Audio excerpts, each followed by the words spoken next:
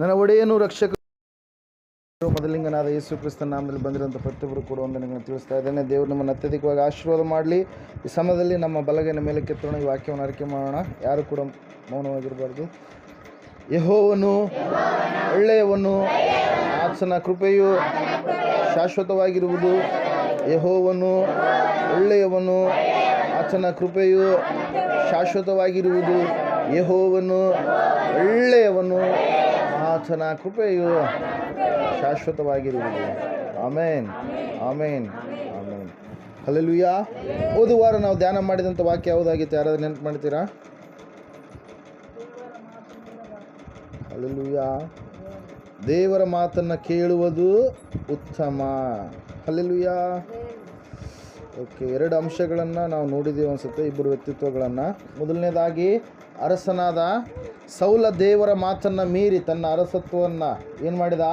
ಕಳೆದುಕೊಂಡ. ಎರಡನೇದಾಗಿ, ಯೋನ ದೇವರ ಮಾತನ್ನು ಮೀರಿದ. ಸುವಾರ್ತೆ ಸಾರುವಂಥ ಬಾಧ್ಯತೆ ನಮ್ಮೆಲ್ಲರ ಮೇಲೆ ಇದೆ. ಯೇಸು ಕ್ರಿಸ್ತನನ್ನು ನಂಬಿದ ಮೇಲೆ ನೀನು ಇನ್ನೊಬ್ಬರಿಗೂ ಕೂಡ ಆ ದೇವರ ಸುವಾರ್ತೆಯನ್ನು ನೀನು ತಿಳಿಸುವವನಾಗಬೇಕು. ದೇವರ ಪ್ರೀತಿಯನ್ನು ನೀನು ಸಾರುವವನಾಗಬೇಕು. ಯಾಕಂದರೆ ಈ ಲೋಕ ಪಾಪದಿಂದ ತುಂಬಿದಂಥ ಒಂದು ಲೋಕವಾಗಿದೆ ಪ್ರಿಯರೇ. ಈ ಲೋಕದಲ್ಲಿರ್ತಕ್ಕಂಥ ಮನುಷ್ಯರನ್ನು ನಾವು ದೇವರ ಮಾರ್ಗದ ಕಡೆಗೆ ನಾವು ನಡೆಸುವವರಾಗಬೇಕು. ದೇವರ ವಾಕ್ಯ ಹೇಳ್ತಾ ಇದೆ, ದೇವರ ಮಾತುಗಳನ್ನು ಕೇಳುವುದು ಉತ್ತಮವಾಗಿದೆ, ಯಜ್ಞಗಳನ್ನು ಅರ್ಪಿಸುವುದಕ್ಕಿಂತ ದೇವರ ಮಾತನ್ನು ಕೇಳುವುದು ಉತ್ತಮ. ಅನೇಕರು ದೇವರ ಮಾತನ್ನು ಮೀರಿ ನಡೆದ ಕಾರಣಕ್ಕಾಗಿ ಅವರು ಶಾಪಗ್ರಸ್ತರಾಗಿದ್ದಾರೆ. ಅನೇಕರು ದೇವರ ಮಾತನ್ನು ಮೀರಿ ನಡೆದ ಕಾರಣಕ್ಕಾಗಿ ಅವರು ಅನೇಕ ಅನಾಹುತಗಳಿಗೆ, ಅನೇಕವಾಗಿರ್ತಕ್ಕಂಥ ಅಡಚಣೆಗಳನ್ನು ಅವರ ಜೀವಿತದಲ್ಲಿ ಅವರು ಎದುರಿಸಬೇಕಾಗಿ ಬಂದಿದೆ ಪ್ರಿಯರೇ. ಆದರೆ ದೇವರ ವಾಕ್ಯ ಹೇಳ್ತಾ ಇದೆ, ನೀನಾದರೂ ದೇವರ ಮಾತನ್ನು ಕೇಳುವವನಾಗು. ದೇವರ ಮಾತನ್ನು ಕೇಳಿದವರು ಆಶೀರ್ವಾದವನ್ನು ಹೊಂದಿಕೊಳ್ತಾರೆ. Hallelujah, praise lord. ದೇವರ ಮಾತನ್ನು ನಾವು ಕೇಳುವವರಾಗೋಣ. ಈ ಸಮಯದಲ್ಲಿ 3ನೇ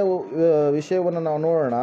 ದೇವರ ಮಾತನ್ನು ಮೀರಿದಂಥವ್ರು ಯಾರು? ಯೋಹಾನ್ ಮೊದಲನೇ ಆದಿಕಾಂಡ ಪುಸ್ತಕ, ಮೊದಲನೇ ಪುಸ್ತಕ, ಬೈಬಲಲ್ಲಿರ್ತಕ್ಕಂಥದ್ದು ಮೊದಲನೇ ಪುಸ್ತಕ, ಆದಿಕಾಂಡ ಪುಸ್ತಕ 2ನೇ ಅಧ್ಯಾಯ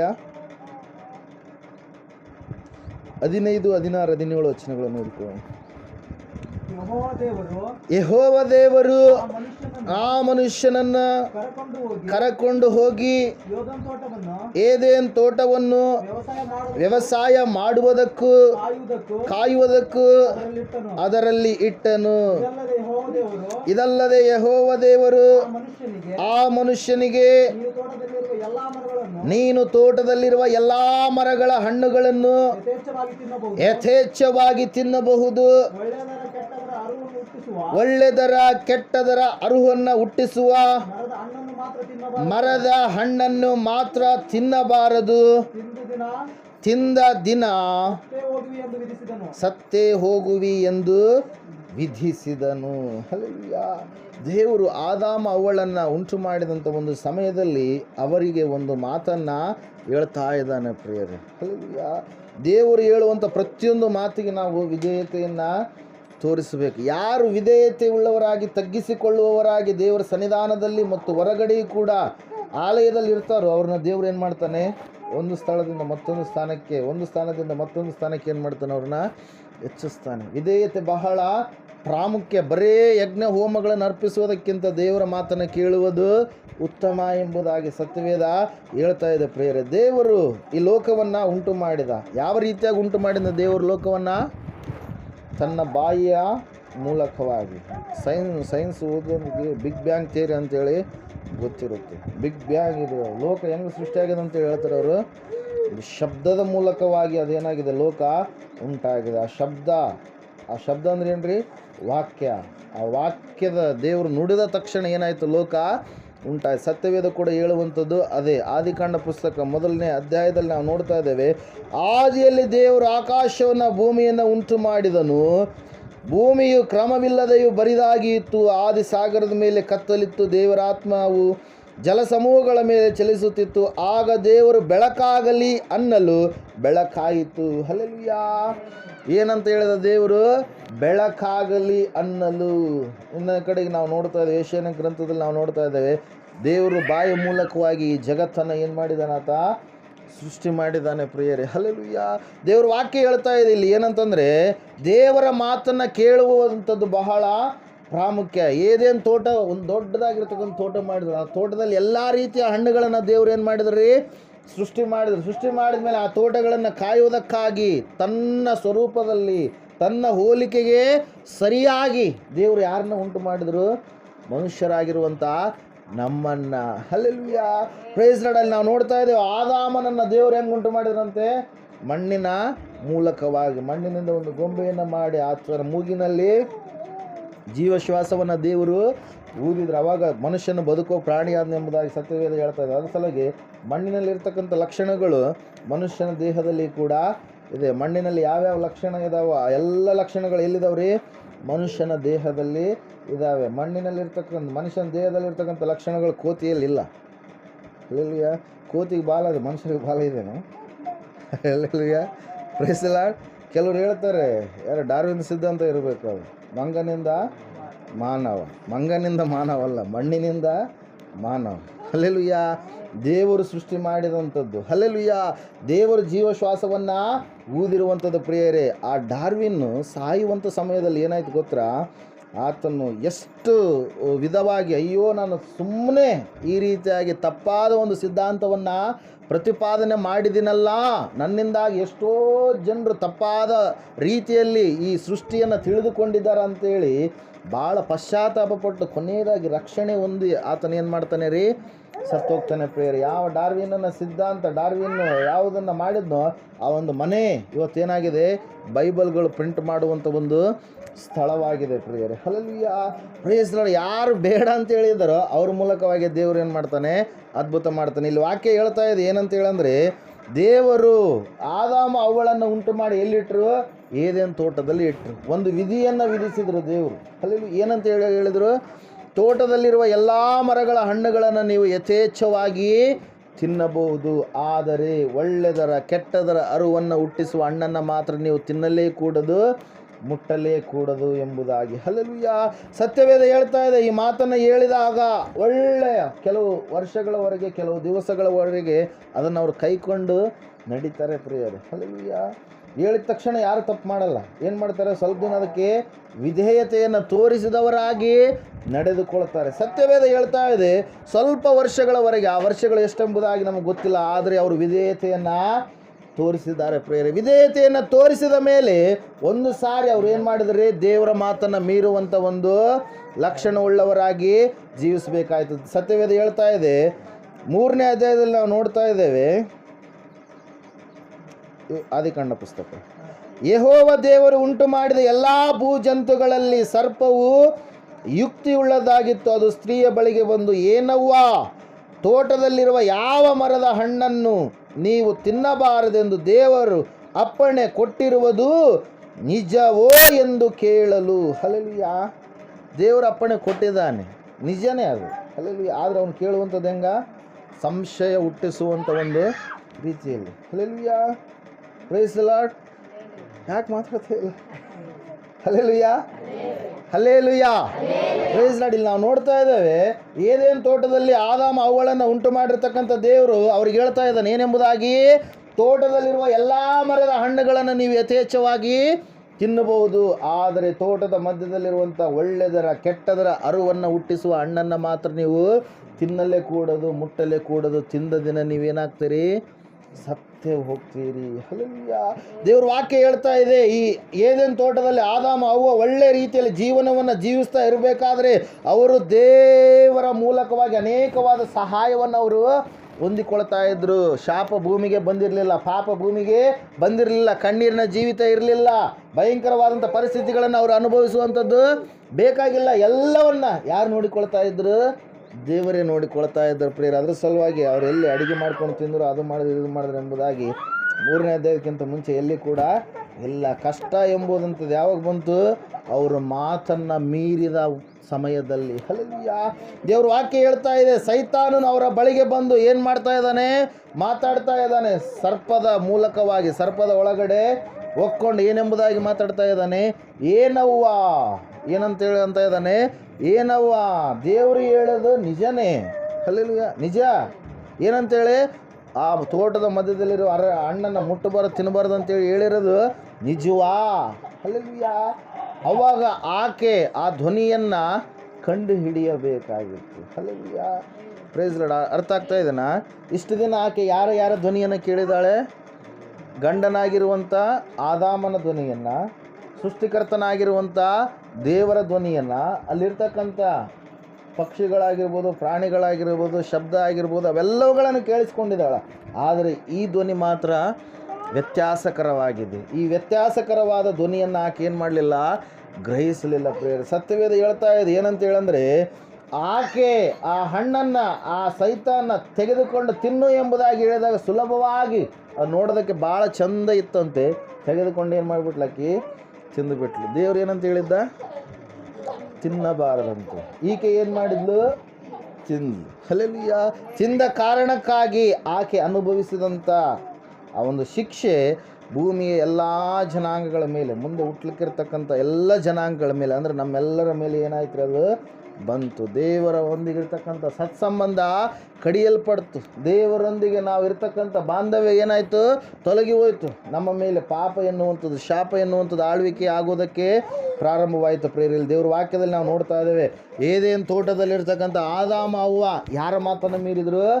ದೇವರ ಮಾತನ್ನು ಮೀರಿದ ಕಾರಣಕ್ಕಾಗಿ ಅವರು ಅನೇಕವಾದಂಥ ಶಾಪಗಳನ್ನು ಹೊಂದಿಕೊಳ್ಬೇಕಾಯಿತು. ಪ್ರೇರೆ, ಆ ಸ್ತ್ರೀ ಶಾಪಗಳನ್ನು ಹೊಂದಿಕೊಂಡ್ಲು, ಆ ಪುರುಷನ ಶಾಪಗಳನ್ನು ಹೊಂದಿಕೊಂಡು, ಅದೇ ರೀತಿಯಾಗಿ ಆ ಸರ್ಪಕ್ಕೆ ಮೊದಲೆಲ್ಲ ಕಾಲುಗಳು ಇದ್ದು, ಆದರೆ ಆಮೇಲೆ ದೇವ್ರು ಹೇಳ್ತಾ ಇದ್ದಾನೆ ಸರ್ಪಕ್ಕೆ ಏನಂತೇಳಿ, ನೀನು ಇನ್ನು ಮೇಲೆ ಮಣ್ಣನ್ನೇ ತಿಂದು ನೀನು ಬದುಕ್ತೀಯ. ಹಲ್ಲೆಲೂಯಾ. ನೀನು ಮತ್ತೆ ನಿನಗಿರುವಂಥದ್ದೆಲ್ಲ ಭಾಗಗಳಲ್ಲಿರ್ತಕ್ಕಂಥದ್ದೆಲ್ಲ ಏನಾಗುತ್ತೆ? ಕಟ್ಟಾಗುತ್ತೆ. ನೀನೇನಾಗಬೇಕು? ಮಣ್ಣಿನಿಂದಲೇ ನೀನು ಹರಿದಾಡಬೇಕು. ಕಾಲಿದಾವ ಈಗ ಸರ್ಪಗಳಿಗೆ. ಹಲ್ಲೆಲೂಯಾ. ಶಾಪ ದೇವರು ಕೊಟ್ಟಿರುವಂಥದ್ದು. ಅದೇ ಶಾಪದ ಹತ್ರ ಹೋಗಿ ನೀವು ಆಶೀರ್ವಾದ ಬರುತ್ತೆ ಅಂತೇಳಿ ಹೋದ್ರಪ್ಪ, ಆಶೀರ್ವಾದ ಬರೋಲ್ಲ, ಶಾಪನೇ ಬರೋಲ್ಲ. ಹಲ್ಲೆಲೂಯಾ. ಶಾಪ ಹೊಂದಿಕೊಂಡಿರುವಂಥದ್ರ ಬಳಿಗೆ ಹೋಗಿ ನೀವು ಆಶೀರ್ವಾದ ಬರುತ್ತೆ ಅಂದ್ರೆ ಏನು ಬರುತ್ತೆ ನಿಮಗೆ? ಶಾಪನೇ ಬರುವಂಥದ್ದು. ದೇವ್ರ ವಾಕ್ಯ ಹೇಳ್ತಾ ಇದೆ ಪ್ರೇರೆ, ಸತ್ಯವೇದ ಹೇಳ್ತಾ ಇದೆ, ಅವರೆಲ್ಲರೂ ಶಾಪಕ್ಕೆ ಈಡಾಗಬೇಕಾಯಿತು. ಹಲ್ಲೆಲೂಯಾ. ಅದರ ಸಲುವಾಗಿ ದೇವರ ಮಾತನ್ನು ನಾವು ಕೇಳುವವರಾಗಿರಬೇಕು. ಚಿಕ್ಕದಾಗಿರಲಿ ದೊಡ್ಡದಾಗಿರಲಿ, ದೇವರ ಮಾತನ್ನು ಕೇಳುವಾಗ ನಾವು ಆಶೀರ್ವಾದಗಳನ್ನು ಹೊಂದಿಕೊಳ್ತೇವೆ. ಪ್ರೇರೆ, ಆದಾಮ ಅವ್ವ ದೇವರ ಮಾತನ್ನು ಮೀರಿದ ಕಾರಣಕ್ಕಾಗಿ ಅವರು ಏನನ್ನು ಭೂಮಿಗೆ ತಂದ್ರಿ? ಪಾಪವನ್ನು ತಂದರು. ದೇವರೊಟ್ಟಿಗಿರ್ತಕ್ಕಂಥ ಸಂಬಂಧ ಏನಾಯಿತು? ಕಡಿದು ಹೋಯಿತು. ಪ್ರೇರೆ, ಇಲ್ಲಿ ಫ್ಯಾನ್ ಇದೆ, ಈಗ ಫ್ಯಾನ್ ಆಡ್ತಾ ಇದೆ. ಕಾರಣ ಏನು? ವೈರ್ ಇದೆ, ಅಲ್ಲೆಲ್ಲ ನೋಡೋಕೆ ಡ್ಯಾಮೇಜ್ ಆಗಿದ್ರೆ ಫ್ಯಾನ್ ಬರುತ್ತದು. ಹಲ್ಲೆಲೂಯಾ. ನೋಡೋಕೆ ಏನಾದ್ರು ಕಾರ್ಬನ್ ಬಿಟ್ಟಿದ್ರೆ ಫ್ಯಾನ್ ಬರುತ್ತಾ? ಹಲ್ಲೆಲೂಯಾ. ಅದರಂಗೆ ಏನಾಗಿದೆ ರೀ? ದೇವರೊಟ್ಟಿಗಿರ್ತಕ್ಕಂಥ ಸಂಬಂಧ ಅವ್ರು ಏನು ಮಾಡಿದರು? ಕಡಿದು ಹಾಕಿಕೊಂಡ ತಕ್ಷಣ ಅವ್ರು ಏನಾದರೂ ದೇವ್ರ ಪಾಲಿಗೆ ಆತ್ಮಿಕವಾಗಿ ಸತ್ತು ಹೋದರು. ಆತ್ಮಿಕವಾದಂಥ ಒಂದು ಶರೀರ ಅವ್ರಿಗೆ ಹೋಗಿ ಏನಾಯ್ತು ರೀ? ಮಣ್ಣಿನ ಶರೀರ ಎನ್ನುವಂಥದ್ದು ಬರುವಂಥದ್ದಾಯಿತು. ಪ್ರೇರ, ದೇವ್ರ ವಾಕ್ಯ ಹೇಳ್ತಾ ಇದೆ ಏನೆಂಬುದಾಗಿ ಅಂದರೆ, ಅವ್ರನ್ನ ದೇವರು ಏದೇನು ತೋಟದಿಂದ ಹೊರಗಡೆ ಹಾಕಿಬಿಟ್ಟ. ಹಲ್ಲೆಲೂಯಾ. ಏದೇನು ತೋಟದಿಂದ ಹೊರಗಡೆ ಹಾಕಿಬಿಟ್ಟ. ಏದೇನು ತೋಟದಲ್ಲಿ ಏನಿದೆ? ಅವ್ರು ಅಡಿಗೆ ಮಾಡೋದು ಬೇಕಾಗಿಲ್ಲ, ಕಷ್ಟಪಡೋದು ಬೇಕಾಗಿಲ್ಲ, ಏನು ಶ್ರಮೆ ಪಡುವಂಥದ್ದು ಬೇಕಾಗಿಲ್ಲ. ಆದರೆ ಏದೇನು ತೋಟದಿಂದ ಯಾವಾಗ ಹೊರಗಡೆ ಹೋದರೂ ಭಯಂಕರವಾಗಿರ್ತಕ್ಕಂಥ ಶ್ರಮೆ ಸಂಕಟಗಳನ್ನು ಅವರು ಅನುಭವಿಸಿದ. ಪ್ರೇರೆ, ಅದ್ರ ಸಲುವಾಗಿ ಸತ್ಯವೇದ ಹೇಳ್ತಾ ಇದೆ, ನಾವು ದೇವರ ಮಾತನ್ನು ಮೀರಬಾರ್ದು. ದೇವರ ಮಾತನ್ನು ಮೀರಿದಂಥ ಯೋನ ಅನೇಕವಾಗಿರ್ತಕ್ಕಂಥ ಅಪಾಯಗಳಿಗೆ ತುತ್ತಾದ. ದೇವರ ಮಾತನ್ನು ಮೀರಿರ್ತಕ್ಕಂಥ ರಾಜನಾಗಿರ್ತಕ್ಕಂಥ ಸೌಲ ತನ್ನ ರಾಜತ್ವವನ್ನು ಕಳೆದುಕೊಂಡ. ದೇವರ ಮಾತನ್ನು ಮೀರಿರ್ತಕ್ಕಂಥ ಆದಾಮ ಹವ್ವಳು ಏನು ಮಾಡಿದ್ರಿ? ದೇವರೊಟ್ಟಿಗಿರ್ತಕ್ಕಂಥ ಸಂಬಂಧವನ್ನು ಏನು ಮಾಡಿದ್ರಿ? ಕಡಿದು ಹಾಕ್ಕೊಂಡ್ರು. ಲೋಕದೊಳಗಡೆ ಪಾಪ ಪ್ರವೇಶವಾಗುವುದಕ್ಕೆ ಕಾರಣೀಭೂತರಾದರು. ಪ್ರೇರೆ, ಹಲ್ಲೆಲೂಯಾ. Praise lord. ಈ ಸಮಯದಲ್ಲಿ ನಾವು ನೋಡೋಣ, ದೇವರ ಮಾತನ್ನು ಮೀರಿದಂಥವರು ಶಾಪವನ್ನು ಹೊಂದಿಕೊಂಡರು. ದೇವರ ಮಾತನ್ನು ಕೇಳಿದವರಿಗೆ ಆಶೀರ್ವಾದ ಇದೇನೋ ಇಲ್ವೋ ಎಂಬುದಾಗಿ ಒಂದು ಅಂಶವನ್ನು ನೋಡೋಣ ಈ ಸಮಯದಲ್ಲಿ. ಮತ್ತಾಯನ ಬರೆದ ಸುವಾರ್ತೆ 8ನೇ ಅಧ್ಯಾಯ. ಶ್ರೀ ಮತ್ತಾಯನ ಬರೆದ ಸುವಾರ್ತೆ 8ನೇ ಅಧ್ಯಾಯ. ದೇವರ ಮಾತನ್ನು ಪಾಲಿಸುವಾಗ, ದೇವರ ಮಾತನ್ನು ಆಲಿಸಿ ಅಂಗೀಕರಿಸುವಾಗ, ನಂಬಿಕೆ ಇಡುವಾಗ ಆಗುವಂಥ ಆಶೀರ್ವಾದ. ಶ್ರೀ ಮತ್ತಾಯನ ಬರೆದ ಸುವಾರ್ತೆ 8ನೇ ಅಧ್ಯಾಯ ತೆಗ್ದಿದ್ದೀರಾ? ಒಂದು ನಿಮಿಷ ರೀ. ನಿದ್ದೆ ಮಾಡೋರಿ ಎಲ್ಲ ಗಟ್ಟಿ ಚಪ್ಪಡಿ ಹೊಡ್ರಿ. ನಿದ್ದೆ ಮಾಡ್ತಾ ಇದ್ದೀರಮ್ಮ? ಹಲ್ಲೆಲೂಯಾ. Praise the Lord. 8ನೇ ಅಧ್ಯಾಯ ಓದ್ರಿ ಈ ಸಮಯದಲ್ಲಿ 9ನೇ ವಚನ.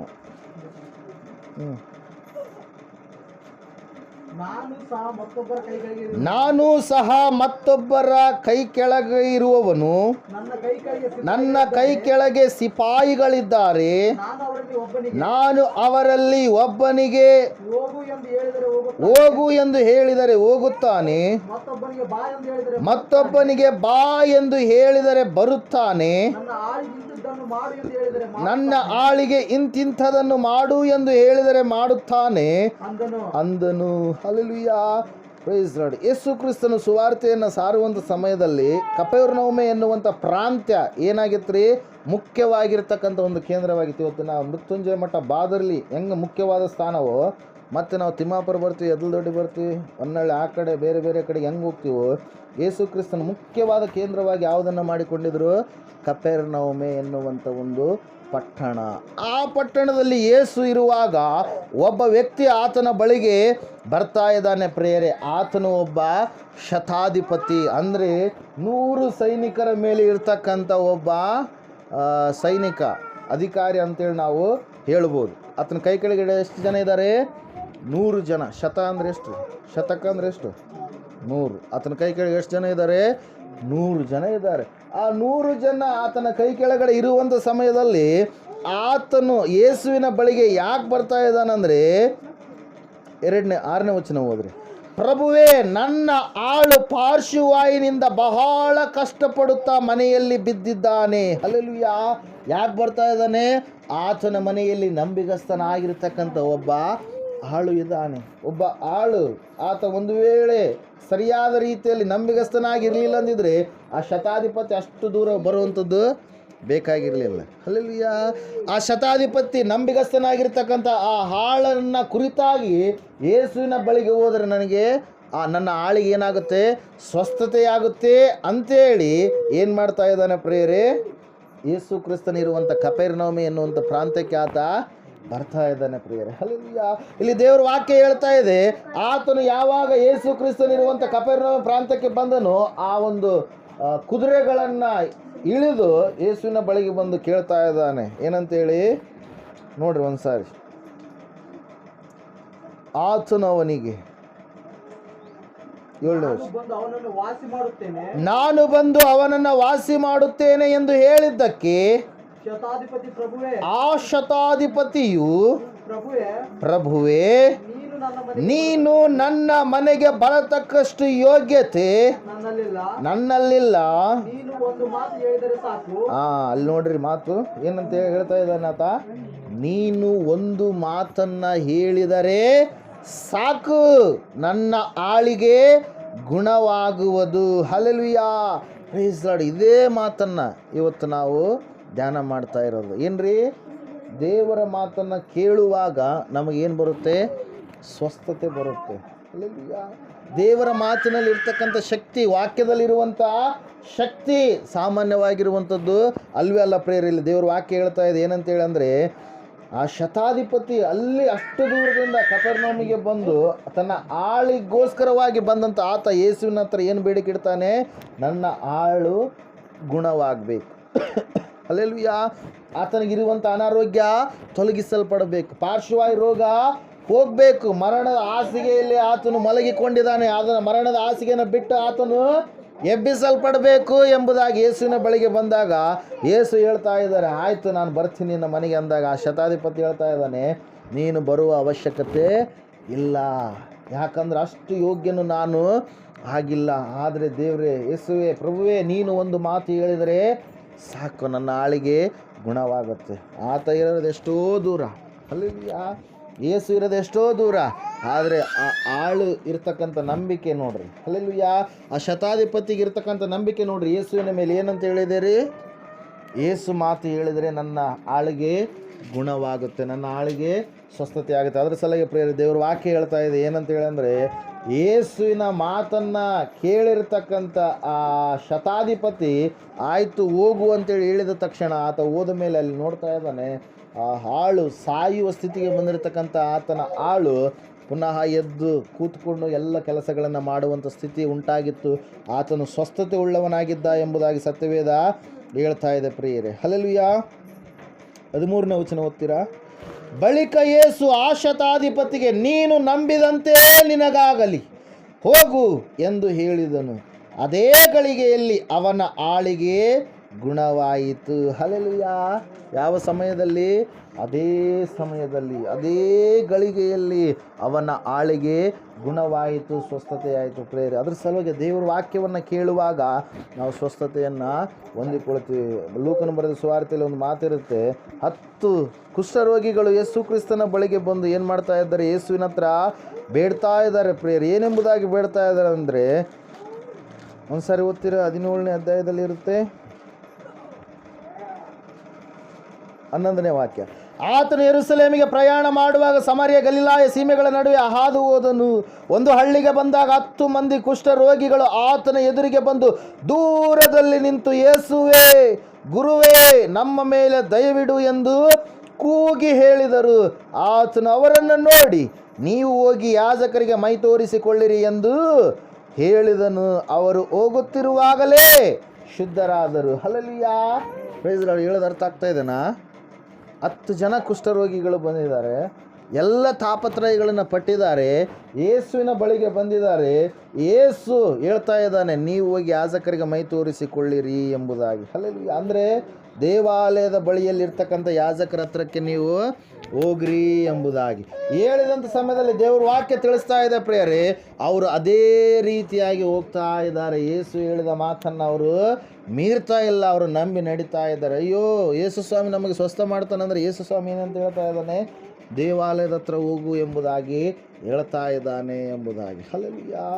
ಯಾರು ಕುಷ್ಠರೋಗಿಗಳಾಗಿರ್ತಾರೋ ಆ ಕುಷ್ಠರೋಗಿಗಳು ದೇವಸ್ಥಾನದಲ್ಲಿ, ದೇವಾಲಯದಲ್ಲಿರ್ತಕ್ಕಂಥ ಯಾಜಕರ ಹತ್ರ ಹೋಗ್ಬೇಕಂತೇಳಿ ಆ ಯೇಸು ಕ್ರಿಸ್ತನೇ ನರ ಅವತಾರಿಯಾಗಿ ಬರುವುದಕ್ಕಿಂತ ಮುಂಚಿತವಾಗಿ ಪರಲೋಕದಲ್ಲಿರುವಾಗ ನಿಬಂಧನೆಗಳನ್ನು ಮಾಡಿದ್ದಾನೆ. ಹಲ್ಲೆಲೂಯಾ. Praise the Lord. ಆ ನಿಬಂಧನೆ ಮಾಡಿದಂಥ ಯೇಸು ಅದನ್ನು ಮೀರ್ತಾನ ಈಗ? ಹಲ್ಲೆಲೂಯಾ. ಮೊದಲು ಏನು ಹಳೆಯ ಒಡಂಬಡಿಕೆಯಲ್ಲಿ ಹೇಳಿದಾನೆ ಅದೇ ನಿಬಂಧನೆಗಳನ್ನು ಇಲ್ಲಿ ಹೊಸ ಒಡಂಬಡಿಕೆಯಲ್ಲಿ ಇರೋದು. ನಿಮ್ಗೆ ಈಸಿಯಾಗಿ ಹೇಳ್ಬೇಕಂದ್ರೆ, ಮೋದಿ 500 ರೂಪಾಯಿ ನೋಟುಗಳು ಏನು ಮಾಡಿದ್ದಾರೆ? ರದ್ದು ಮಾಡಿದ್ದಾರೆ. ರದ್ದು ಮಾಡಿ ಈಗ 500 ರೂಪಾಯಿ ಬೇರೆ ನೋಟುಗಳು ಬಂದವು. ಈಗ ಇಲ್ಲ, ಮತ್ತೆ ಅದೇ ನೋಟುಗಳು ಮೋದಿ ರದ್ದು ಮಾಡಿರುವಂಥದ್ದು ನಾ ತರ್ತೀನಿ ಅಂತ ಹೇಳಿದ್ರೆ ನಡೀತೀಗ. ಈಗ ಎಲ್ಲರೂ ಆಲ್ಮೋಸ್ಟ್ ಆಲ್ ಎಲ್ಲ ಪ್ರಿಂಟ್ ಆಗಿರೋದು ಹೊಸ ನೋಟುಗಳೇ ಪ್ರಿಂಟ್ ಆಗಿರೋದು. ಹೊಸ ನೋಟುಗಳನ್ನು ತಂದಿದ್ದಾನೆ. ಆ ಹೊಸ ನೋಟುಗಳು ಏನು ಮಾಡುವಂಥದ್ದು? ಈಗ ಚಲಾವಣೆ ಆಗುವಂಥ. ಅದರಂತೆ ದೇವ್ರು ಏನು ಮಾಡಿದಾನೆ? ಹಳೆಯ ಒಡಂಬಡಿಕೆಯಲ್ಲಿ ಯಾವುದು ಹೇಳಿದಾನೆ ಆಜ್ಞೆ, ಅದೇ ಮಾತನ್ನು ಎಲ್ಲೂ ಪಾಲಿಸ್ತಾ ಇದ್ದಾನೆ. ಭೂಲೋಕಕ್ಕೆ ನರಾವತಾರಿಯಾಗಿ ಬಂದಾಗ ನೀವು ಹೋಗಿ ಯಾಜಕರಿಗೆ ನಿಮ್ಮ ಮೈಯನ್ನು ತೋರಿಸಿಕೊಳ್ಳ್ರಿ. ನಿಮ್ಗೆ ಇನ್ನೂ ಅರ್ಥ ಆಗಬೇಕಂದ್ರೆ ಒಂದು ಸಾರಿ ನಾನು 13ನೇ ಅಧ್ಯಾಯ, ಒಂದು ನಿಮಿಷ ತಡ್ರಿ, ಯಾಜಕ ಕಾಂಡ ತೆಗಿರಿ ಒಂದು ಸಾರಿ. 14ನೇ ಅಧ್ಯಾಯ, ಯಾಜಕ ಕಾಂಡ 14ನೇ ಅಧ್ಯಾಯ, 1ನೇ ವಾಕ್ಯ. ಯೆಹೋವನು ಮೋಶೆಗೆ ಹೇಳಿದ್ದೇನೆಂದರೆ, ಕುಷ್ಠರೋಗಿ ಶುದ್ಧನಾಗುವ ದಿನದಲ್ಲಿ ಅವನ ವಿಷಯವಾಗಿ ನಡೆಸಬೇಕಾದ ಕ್ರಮ ಹೇಗೆಂದರೆ, ಅವನನ್ನು ಯಾಜಕನಿಗೆ ತೋರಿಸಬೇಕು. ಅರ್ಥ ಆಗ್ತಾ ಇದೆನಾ? ಹಳೆ ಒಡಂಬಡಿಕೆಯಲ್ಲಿ ದೇವ್ರು ಏನಂತ ಹೇಳಿದಾನೆ? ಯಾರಾದರೂ ಕುಷ್ಠರೋಗ ಬಂದಿತ್ತಪ್ಪ ಅಂತಂದ್ರೆ ಅವ್ರು ಎಲ್ಲಿಗೆ ಹೋಗ್ಬೇಕು? ಯಾಜಕನ ಬಳಿಗೆ ಹೋಗ್ಬೇಕು. ಯಾಜಕನ ಬಳಿಗೆ ಹೋದ್ರೆ ಏನಾಗುತ್ತೆ? ಶುದ್ಧವಾಗುತ್ತೆ, ಆ ರೋಗ ಬಿಟ್ಟು ಹೋಗುತ್ತೆ ಅಂತೇಳಿ ದೇವರೇ ನೇಮಕ ಮಾಡಿದ್ದಾನೆ ಪ್ರೇರ. ಅದ್ರ ಸಲುವಾಗಿ ಅದೇ ದೇವರು ನರಾವತಾರಿಯಾಗಿ ಭೂಲೋಕಕ್ಕೆ ಬಂದಾಗ ಅದೇ ದೇವರು ಅದೇ ಮಾತನ್ನು ಹೇಳ್ತಾ ಇದ್ದಾನೆ, ಹೋಗಿ ನೀವು ಯಾಜಕರಿಗೆ ನಿಮ್ಮ ಮೈಯನ್ನು ತೋರಿಸಿಕೊಳ್ಳಿರಿ ಎಂಬುದಾಗಿ. ಹಲ್ಲೆಲೂಯಾ. ಅವರು ಹೋಗುತ್ತಿರುವಾಗಲೇ ಯೇಸು ಮಾತನ್ನು ನಂಬಿ ಅವರು ಹೋಗುತ್ತಿರುವಾಗಲೇ ಏನಾದ್ರಂತೆ? ಸ್ವಸ್ಥತೆಯನ್ನು ಹೊಂದಿಕೊಂಡ್ರು. ಹಲ್ಲೆಲೂಯಾ. ದೇವರ ವಾಕ್ಯ ಹೇಳ್ತಾ ಇದೆ, ಯೇಸು ಮಾತನ್ನು ನಾವು ಮೀರಿ ನಡೆಯುವಾಗ ಸ್ವಸ್ಥತೆಯನ್ನು ನಾವು ಒಂದು ವೇಳೆ ಅನುಭವಿಸಲಾರದೆ ಇರಬಹುದು. ಒಂದು ವೇಳೆ ಅಲ್ಲ, ಅನುಭವಿಸೋದೇ ಇಲ್ಲ ನಾವು. ಹಲ್ಲೆಲೂಯಾ. ಯೇಸು ಮಾತನ್ನು ಮೀರಿ ನಡೆದಾಗ ಅನುಭವಿಸೋದೇ ಇಲ್ಲ ನಾವು. ದೇವ್ರ ವಾಕ್ಯ ಹೇಳ್ತಾ ಇದೆ, ಆತನ ಮಾತನ್ನು ಕೈಕೊಂಡು ನಡೆಯುವಾಗ ಆಶೀರ್ವಾದಗಳನ್ನು ನಾವು ಹೊಂದಿಕೊಳ್ತೇವೆ ಪ್ರೇರೆ. ಇವರು ಸ್ವಸ್ಥವಾಗೋದಕ್ಕೆ ಕಾರಣ ಏನ್ರಿ? ಯೇಸು ಹೇಳಿದ ಯಾಜಕರಿಗೆ ಮೈ ತೋರಿಸಿಕೊಳ್ಳ್ರಿ ಎಂಬುದಾಗಿ ದೂರದಾಗ ನಿಂತ್ಕೊಂಡು ಕೇಳ್ತಾ ಇದ್ದಾರೆ. ದೂರದಲ್ಲಿ ನಿಂತ್ಕೊಂಡಿರ್ತಕ್ಕಂಥ ಅವರ ಮಾತಿಗೆ ಪ್ರತ್ಯುತ್ತರವಾಗಿ ಯೇಸು ಹೇಳಿದಾಗ ಅವರು ಅದೇ ದಾರಿಯಾಗಿ ಏನು ಮಾಡ್ತಾ ಇದ್ದಾರೆ? ಯಾಜಕರ ಬಳಿಗೆ ಹೋಗ್ತಾ ಇದ್ದಾರೆ. ಹೋದ ತಕ್ಷಣ ದೇವ್ರ ವಾಕ್ಯ ಹೇಳ್ತಾ ಇದೆ ಏನಂತೇಳಿ ಅಂದರೆ, ಅವರು ಹೋಗುತ್ತಿರುವಾಗಲೇ ಏನಾದ್ರಂತೆ? ಶುದ್ಧರಾದರು. ಇನ್ನು ಯಾಜಕನ ಬಳಿಗೆ ಹೋಗಿಲ್ಲ. ಹಲ್ಲೆಲೂಯಾ. ಪಾಯಿಂಟ್ ಅರ್ಥ ಆಗ್ತಾ ಇದೆನಾ? ಇನ್ನು ಯಾಜಕನ ಬಳಿಗೆ ಅವರು ಹೋಗಿಲ್ಲ. ಹೋಗು ಎಂಬುದಾಗಿ ಹೇಳಿದಂಥ ಯೇಸು ಮಾತನ್ನು ನಂಬಿದ ಕಾರಣಕ್ಕಾಗಿ ಹೋಗ್ತಾ ಇರಬೇಕಾದ್ರೆ ದಾರಿಯಲ್ಲಿ ಅವ್ರು ಏನಾದ್ರು ರೀ ಶುದ್ಧಿಯಾದರು ಪ್ರಿಯರೇ. ಕಾರಣ ಅವ್ರ ಮಾತನ್ನು ಕೇಳಿದರು, ಆ ಮಾತಿಗೆ ವಿಧೇಯತೆಯನ್ನು ತೋರಿಸಿದರು, ಆ ಮಾತನ್ನು ಕೈಕೊಂಡವರು ನಡೀತಾ ಇದ್ದಾರೆ. Hallelujah, praise Lord. ಅದ್ರ ಸಲುವಾಗಿ ಹೋಗ್ತಾ ಇರುವಾಗಲೇ ಅವರು ಶುದ್ಧತೆಯನ್ನು, ಸ್ವಸ್ಥತೆಯನ್ನು ಅವರು ಹೊಂದಿಕೊಂಡ್ರು ಪ್ರಿಯರೇ. ಅದ್ರ ಸಲುವಾಗಿ ದೇವ್ರ ವಾಕ್ಯ ಹೇಳ್ತಾ ಇದೆ, ದೇವರ ಮಾತನ್ನು ಕೇಳುವಾಗ ನಮಗೆ ಏನಿದೆ ರೀ, ಅನಾರೋಗ್ಯ ಅಲ್ಲ, ಏನಿದೆ, ಆರೋಗ್ಯ ಇದೆ. Hallelujah, praise Lord. ಇವತ್ತಿಗೆ ಇಷ್ಟು ಸಾಕು. ಮುಂದಿನ ವಾರ ಇನ್ನೂ ಅನೇಕ ಅಂಶಗಳನ್ನು ನಾವು ಧ್ಯಾನ ಮಾಡೋಣ. ಈ ಸಮಯದಲ್ಲಿ ನಾವೆಲ್ಲರೂ ಎದ್ದು ನಿಂತ್ಕೊಳ್ಳೋಣ. ದೇವರ ಮಾತನ್ನು ಕೇಳ್ತಾ ಇದೆಯಾ ಅಥವಾ ದೇವರ ಮಾತನ್ನು ಪಾಲಿಸಲಾರದೆ ದೇವರಿಗೆ ವಿರೋಧವಾಗಿ ಜೀವಿಸ್ತಾ ಇದೆಯಾ? ಒಂದು ಸಾರಿ ಆಲೋಚನೆ ಮಾಡು. ದೇವರ ಮಾತನ್ನು ಮೀರಿ ನಡೆದಂಥ ಸೌಲ ಮಹಾರಾಜ ತನ್ನ ಅರಸತ್ವವನ್ನು ಕಳೆದುಕೊಳ್ಳಬೇಕಾಯಿತು. ದೇವರ ಮಾತನ್ನು ಮೀರಿ ನಡೆದಂಥ ಯೋನ ಅನೇಕ ಅಪಾಯಗಳನ್ನು ಎದುರಿಸಬೇಕಾಯಿತು. ದೇವರ ಮಾತನ್ನು ಮೀರಿ ನಡೆದಂಥ ಆದಾಮ ಹವ್ವಳು ಈ ಲೋಕಕ್ಕೆ ಪಾಪವನ್ನು ತೆಗೆದುಕೊಂಡು ಬಂದರು. ದೇವರೊಟ್ಟಿಗಿರತಕ್ಕಂಥ ಸಂಬಂಧವನ್ನು ಕಡಿದುಕೊಳ್ಳಬೇಕಾಯಿತು. ಏದೇನು ತೋಟದಿಂದ ಹೊರಗಡೆ ಹೋಗಬೇಕಾಯಿತು. ಅನೇಕ ಶಾಪಗಳನ್ನು ಹೊಂದಿಕೊಳ್ಳಬೇಕಾಯಿತು. ಭಯಂಕರವಾದ ಪರಿಸ್ಥಿತಿಗಳನ್ನು ಅನುಭವಿಸಬೇಕಾಯಿತು. ಪ್ರಿಯರೇ, ದೇವರು ವಾಕ್ಯ ಹೇಳ್ತಾ ಇದೆ, ನೀನು ದೇವರ ಮಾತನ್ನು ಕೇಳ್ತಾ ಇದ್ದೀಯಾ? ದೇವರ ಮಾತಿಗೆ ವಿಧೇಯತೆ ಉಳ್ಳವನಾಗಿ ಜೀವಿಸ್ತಾ ಇದೀಯಾ? ಇನ್ನೂ ಕೂಡ ಪಾಪದಲ್ಲೇ ಇದ್ದೀಯಾ? ಇನ್ನೂ ಕೂಡ ರಕ್ಷಣೆ ಹೊಂದೋದಕ್ಕೆ ಹಿಂದೇಟಾಗ್ತಾ ಇದೀಯಾ? ಒಂದು ಸಾರಿ ಆಲೋಚನೆ ಮಾಡು. ದೇವರು ಸತ್ಯವೇದ ಹೇಳ್ತಾ ಇದೆ, ನಂಬಿ ದೀಕ್ಷಾ ಸ್ನಾನ ಮಾಡಿಸಿಕೊಳ್ಳುವವನು ರಕ್ಷಣೆ ಹೊಂದುವನು, ನಂಬದೇ ಹೋಗುವವನು ದಂಡನೆಗೆ ಗುರಿಯಾಗುವನು ಎಂಬುದಾಗಿ. ಇವತ್ತು ನಂಬ್ತಾ ಇದೆಯಾ? ವಿಶ್ವಾಸ ಇಡ್ತಾ ಇದೆಯಾ? ಸೃಷ್ಟಿಕರ್ತನಾದ ದೇವರು ನರಾವತಾರಿಯಾಗಿ ಯೇಸು ಕ್ರಿಸ್ತನು ಎನ್ನುವಂಥ ನಾಮಧೇಯದ ಮೂಲಕವಾಗಿ ಆತನು ಜನಿಸಿ ಬಂದು ನಮ್ಮೆಲ್ಲರ ಪಾಪಗಳನ್ನು ಹೊತ್ತುಕೊಂಡು 3ನೇ ದಿವಸದಲ್ಲಿ ಪುನಃ ಆತನು ಮರಣಿಸಿ 3ನೇ ದಿವಸದಲ್ಲಿ ಪುನಃ ಆತನು ಮರಣವನ್ನು ಮರಣಿಸಿ ಮೃತ್ಯುಂಜಯನಾಗಿ ಎದ್ದು ಬಂದು ಪರಲೋಕಕ್ಕೆ 40 ದಿವಸಗಳ ಕಾಲ ಇಲ್ಲಿದ್ದು ಪರಲೋಕಕ್ಕೆ ಏರಿ ಹೋದನು. ಪುನಃ ಆತನು ಬರಲಿಕ್ಕಿದ್ದಾನೆ. ದೇವರು ಹೇಳಿದಂಥ ಮಾತು, ನೀನು ನಂಬಿ ದೀಕ್ಷಾ ಸ್ನಾನ ಮಾಡಿಸಿಕೊಂಡರೆ ನಿನಗೆ ರಕ್ಷಣೆ, ನಂಬದೆ ಹೋದವರಿಗೆ ಶಿಕ್ಷೆ ಎಂಬುದಾಗಿ. ಪ್ರಿಯರೇ, ತಪ್ಪಿ ಹೋಗ್ತಾ ಇದ್ದೀರಾ? ಒಂದು ಸಾರಿ ಆಲೋಚನೆ ಮಾಡಿ. ದೇವರ ಮಾತನ್ನು ಮೀರಿ ನಡೆಯಬೇಡಿರಿ. ದೇವರ ವಾಕ್ಯ ಹೇಳ್ತಾ ಇದೆ, ದೇವರ ಮಾತನ್ನು ಕೈಕೊಂಡಿರ್ತಕ್ಕಂಥ ಆ ಆಳು, ದೇವರೇ ನೀನು ನನ್ನ ಮನೆಗೆ ಬರುವಷ್ಟು ಯೋಗ್ಯತೆ ನನ್ನಲ್ಲಿ ಇಲ್ಲ ಸ್ವಾಮಿ, ಆದರೆ ಇಲ್ಲಿಂದನೇ ನೀನು ಒಂದು ಮಾತು ಹೇಳು ಸಾಕು, ಆ ಮಾತೇ ನನ್ನ ಆಳನ್ನು ಸ್ವಸ್ಥ ಮಾಡುತ್ತದೆ ಎಂಬುದಾಗಿ. ಅದೇ ಸಮಯಕ್ಕೆ ಸರಿಯಾಗಿ ಯೇಸು ಆ ಇಸ್ರಾಯೇಲರಲ್ಲಿ ಕೂಡ ಇಂಥ ನಂಬಿಕೆಯನ್ನು ನಾನು ಕಾಣಲಿಲ್ಲ ಎಂಬುದಾಗಿ ಹೇಳಿ ಒಂದು ಮಾತನ್ನು ಹೇಳ್ತಾ ಇದ್ದಾರೆ, ಹೋಗು ನಿನ್ನ ನಂಬಿದಂತೆ ನಿನಗಾಗಲಿ ಎಂಬುದಾಗಿ. ಅದ್ಭುತವಾದ ರೀತಿಯಲ್ಲಿ ಪ್ರೇರೆ ದೇವರು ವಾಕ್ಯ ಹೇಳ್ತಾ ಇದೆ, ಆಳು ಸ್ವಸ್ಥತೆಯನ್ನು ಹೊಂದಿಕೊಂಡ 10 ಜನ ಕುಷ್ಠರೋಗಿಗಳು ಬಂದರು. ಯೇಸು ಹೇಳ್ತಾ ಇದ್ದಾನೆ, ಅವರು ಕೇಳ್ತಾ ಇದ್ದಾರೆ, ದೇವರೇ ನಮ್ಮನ್ನು ಶುದ್ಧ ಮಾಡಪ್ಪ ಎಂಬುದಾಗಿ. ಯೇಸು ಹೇಳ್ತಾ ಇದ್ದಾನೆ, ಹೋಗಿ ಯಾಜಕರಿಗೆ ನಿಮ್ಮ ಮೈಯನ್ನು ತೋರಿಸಿಕೊಳ್ಳ್ರಿ ಎಂಬುದಾಗಿ. ಅವರು ಹೋಗುತ್ತಿರುವಾಗಲೇ ಸ್ವಸ್ಥತೆಯನ್ನು ಅನುಭವಿಸಿದರು. ಇವತ್ತು ಅನಾರೋಗ್ಯದಲ್ಲಿದ್ದೀಯಂದರೆ ಕಾರಣ ಇನ್ನು ಕೆಲವೊಂದು ದುರ್ಚಟಗಳಿಗೆ ನೀನು ಬಲಿಯಾಗಿದ್ದೀಯೇನು? ಬೇಡವಾದ ಅಂಶಗಳನ್ನು ನೀನು ಮಾಡ್ತಾ ಇದೆಯೇನು? ನಿನ್ನ ದೇಹವನ್ನು ನೀನೇ ಕೆಡಿಸಿಕೊಂಡು ನೀನೇ ಅನಾರೋಗ್ಯಕ್ಕೆ ಈಡು ಮಾಡ್ತಾ ಇದೆಯೇನು? ಅಯ್ಯೋ, ರಾತ್ರಿ ಮಾಡಿರ್ತಕ್ಕಂಥ ಅನ್ನ ಬೇಳೆ ಖಾಲಿ ಆದಂಥ ಸಮಯದಲ್ಲಿ ಬೆಳಗ್ಗೆ ಮುಸುರೆಯಾಗಿರುವಾಗ ಅದನ್ನು ಪುನಃ ನೀನು ತೊಳೆಯಲಾರದೆ ಹಾಗೆ ಮಾಡ್ತೀಯಾ? ನಿನ್ನ ದೇಹವನ್ನು ನೀನು ಶುಚಿಯಾಗಿಟ್ಟುಕೊಳ್ಳಬೇಕೆಂಬುದಾಗಿ, ಶುದ್ಧವಾಗಿಟ್ಟುಕೊಳ್ಳಬೇಕೆನ್ನುವಂಥ ಜ್ಞಾನ ಇಲ್ವಾ? ದೇವರು ಪ್ರಶ್ನೆ ಮಾಡ್ತಾ ಇದ್ದಾರೆ ಪ್ರಿಯರೇ. ಆಹಾರವಲ್ಲದಕ್ಕಾಗಿ ಯಾಕೆ ನೀವು ಹಣವನ್ನು ವ್ಯಯ ಮಾಡುತ್ತೀರಿ?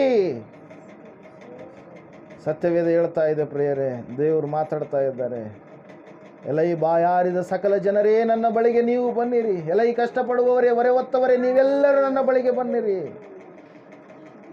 ಇವತ್ತು ನೀನು ಯಾವ ಪರಿಸ್ಥಿತಿಯಲ್ಲಿದೆ ಒಂದು ಸಾರಿ ಆಲೋಚನೆ ಮಾಡು.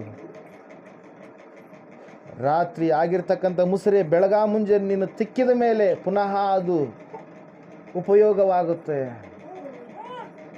ನೀನು ಪರಿಪೂರ್ಣವಾಗಿ ಪರಿಶುದ್ಧನಾಗಿ ಜೀವಿಸಬೇಕು. ಪಾಪದ ಜೀವಿತ ನಿನ್ನಲ್ಲಿ ಇರಬಾರ್ದು. ದೇವರು ಯಾವುದು ಮಾಡಬೇಡ ಎಂಬುದಾಗಿ ಹೇಳಿದನೋ ಆ ಸಂಗತಿಗಳು ನಿನ್ನಲ್ಲಿ ಇರಬಾರ್ದು. ಮಾತುಗಳು ಕೂಡ ಮುಖ್ಯ. ನೀನು ಆಡುವ ಪ್ರತಿಯೊಂದು ಮಾತಿನ ವಿಷಯವಾಗಿ ನ್ಯಾಯ ವಿಚಾರಣೆ ದಿನದಲ್ಲಿ ನೀನು ಉತ್ತರ ಕೊಡಬೇಕಾಗುತ್ತೆ. ಒಂದು ಸಾರಿ ಆಲೋಚನೆ ಮಾಡು. ದೇವರು ತಾತ್ಸಾರವನ್ನು, ತಿರಸ್ಕಾರವನ್ನು ಸಹಿಸುವವನಲ್ಲ ಎಂಬುದಾಗಿ ಸತ್ಯವೇದ ಹೇಳ್ತಾ ಇದೆ ಪ್ರಿಯರೇ. ಇವತ್ತು ಯಾವ ವಿಷಯದಲ್ಲಿ ತಪ್ಪು ಹೋಗಿದೆ ದೇವ್ರ ಹತ್ರ ಬೇಡ್ಕೋ. ದೇವರೇ, ನಾನು ನಿನ್ನ ಮಾತನ್ನು ಮೀರಿ ನಡಿಬಾರ್ದಪ್ಪ. ದೇವರೇ, ನಿನ್ನ ಮಾರ್ಗದಲ್ಲಿ ನಾನು ನಡಿಬೇಕು ಸ್ವಾಮಿ.